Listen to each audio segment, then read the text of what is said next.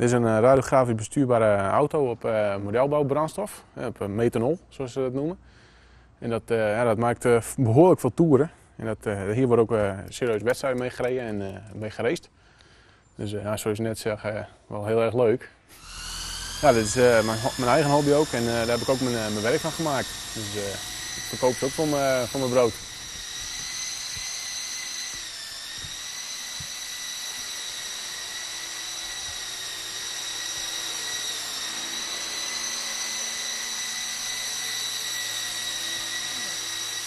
Dit is de winkel, ja.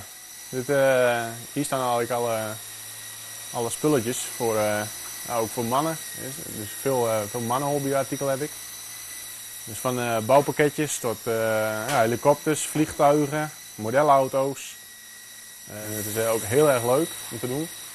En je hebt tenslotte alleen maar met hele leuke mensen te maken.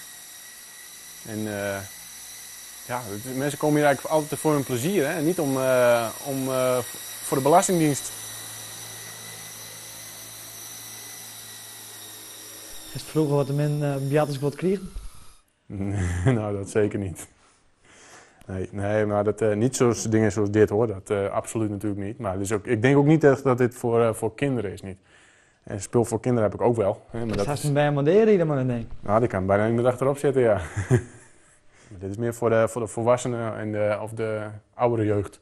En die willen dan even lekker oud reageren in het weekend? Ja, wat niet in het echte verkeer kan, dat doe je in het klein, hè. Gewoon, ik kan me voorstellen dat je met 180 door de bebouwde kom gaat rijden, dat je een probleem hebt.